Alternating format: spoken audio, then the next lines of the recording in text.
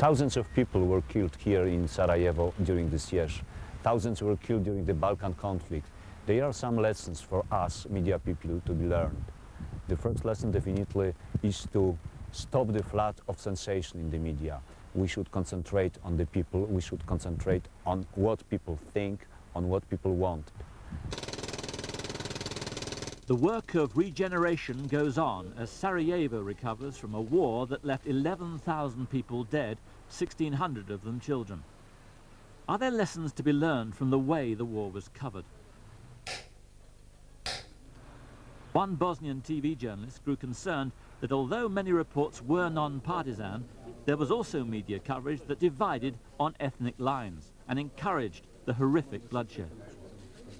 I do believe certainly that media can help a lot to create atmosphere of healing and reconciliation. That's the main reason I decided to engage myself with this conference. The Holiday Inn had been the international press centre during the war.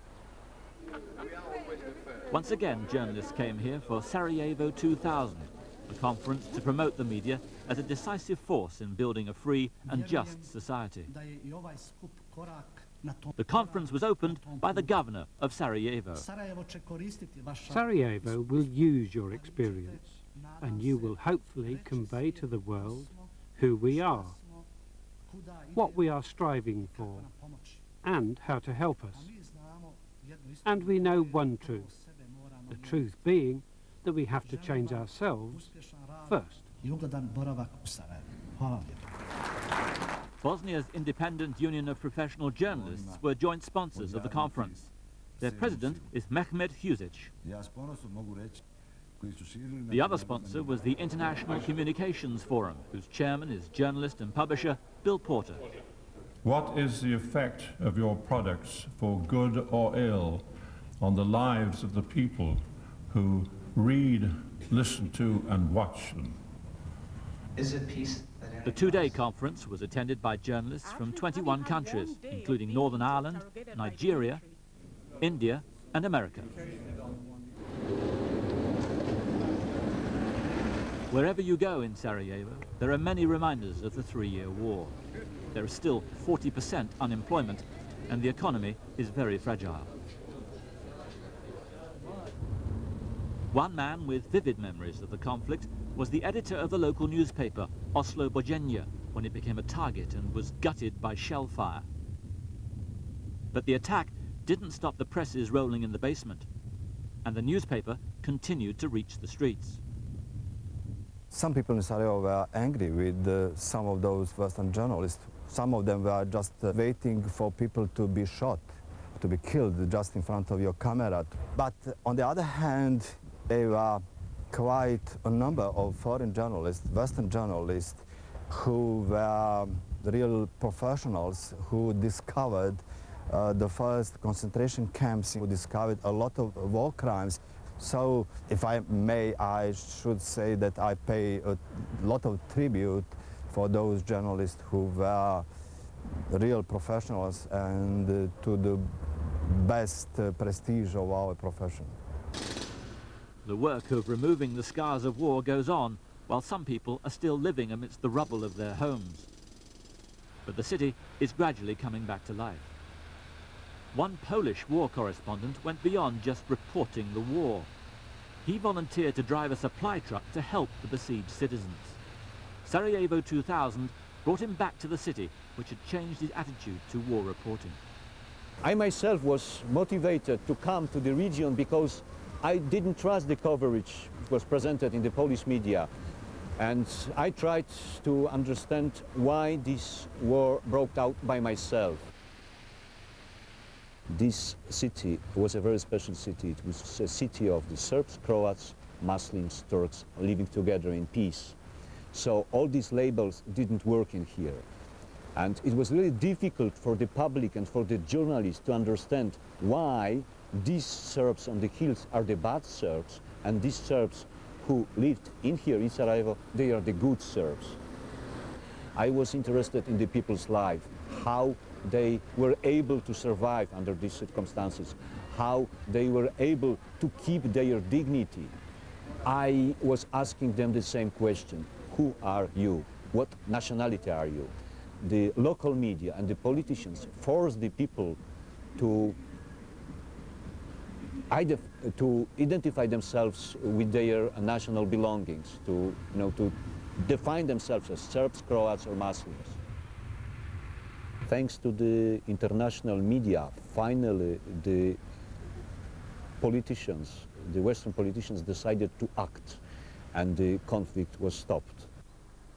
So definitely, the media played a main role in stopping the killing and the siege of Sarajevo. Bosnia's main TV station was praised for its non-partisan reporting of the war. But all sides of the conflict tried to use the media to get their messages across. Politica, not only for the TV, but TV was, of course, the most influential media, but at that time Politica did the main job for Milosevic and Vjesnik for Tudjman in Zagreb. At the end, well, I saw it, I recognized that's wrong, I don't want to participate in this. So, Senad decided to check out the accuracy of all the stories. Beginning of the war, I've got a phone call from a newsroom. My colleagues asked me to check on story that Serbian militia are taking out people from public buses and taking them to the concentration camp. I went to military barrack of at that time Yugoslav National Army to ask the chief commander of the barrack, is that right? Is that true?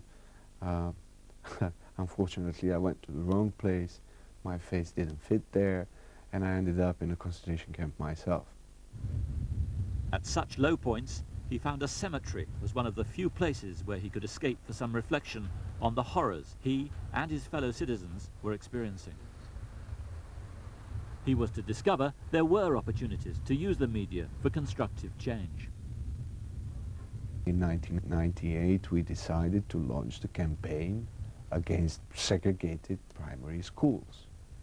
Even though that is a kind of political decision, we launched that campaign.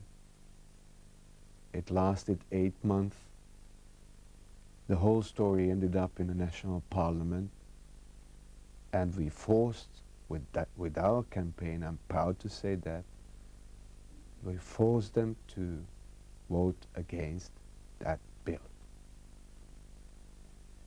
Now our primary schools, not only in the Federation of Bosnia and Herzegovina, are not ethnically divided, are not segregated, not only here in Federation of Bosnia and Herzegovina, but also in Republika Srpska.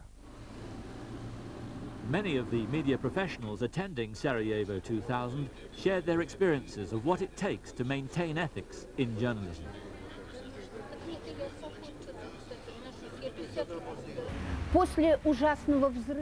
After an awful bomb explosion on Pushkin Square in Moscow, when hundreds of people died, all the TV companies were showing the dramatic results of this tragedy.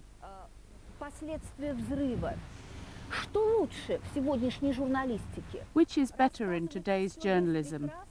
To tell everything as it is, regardless of the hurt it often causes, or to have certain limits that journalists work within, to protect their viewers or readers? It is so important to do the basic work of asking the right questions. The next thing you have to do is say, well, when I'm hearing that Joe is saying something about Mary, am I just going to repeat that in my story? Or am I going to look into the facts? What is Mary really like? Why is Joe saying that? And you'll be a great journalist if you can add a deeper layer of questioning rather than just simply reflecting the surface of the story. When you ask people in different countries of the world, whether it be in the USA, in Great Britain, in France, in Poland, what they think of journalists, you'll find that only 17 or 18% of people say they respect them. It's not very much. Beneath us are the politicians, which isn't very satisfying for us. Therefore, we must do something. First of all, as journalists, we must gain respect and give the profession a greater place in society. Journalism has an extremely important role to play because it can influence the public opinion and the attitudes of people for better or for worse. So they can really shape the thinking of people and thus also shape whatever comes in the future. The main objective of the conference was encouraging delegates to sign up to the Sarajevo Commitment, a document outlining a new code of ethics for all journalists.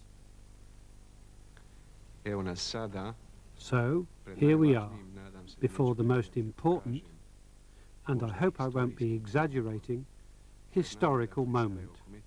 We have the Sarajevo Commitment, which was the objective of this assembly. I'd like to invite you to sign it, and I'd like to invite you to accept it with your heart. One of the first to deliver his signed copy was Mehmet Husic, president of Bosnia's Independent Union of Professional Journalists. The Sarajevo Commitment pledges journalists to inform to the best of their ability with clarity, honesty and independence of mind.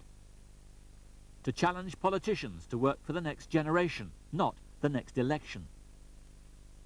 To temper freedom with responsibility and to realize that change in society begins with change in ourselves.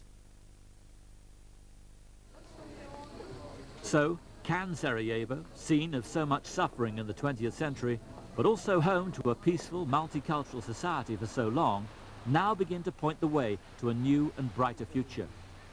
The key to that could rest with the media. Well, I feel moved to be back in Sarajevo because it's a historic city and it's suffered so much. But I have a sense of hope too, and that's where journalists and diplomats have got to learn together to create something different. I do certainly believe that the role of the media now should be, or has to be, healing and reconciliation. Because there is a lot of good things, good examples, which can be shown on the TVs or printed in the papers. We need to focus more on searching for the solutions to the problems, not just covering. It's not enough to cover the conflicts. It's more important to search for the solutions. We have to balance our reporting.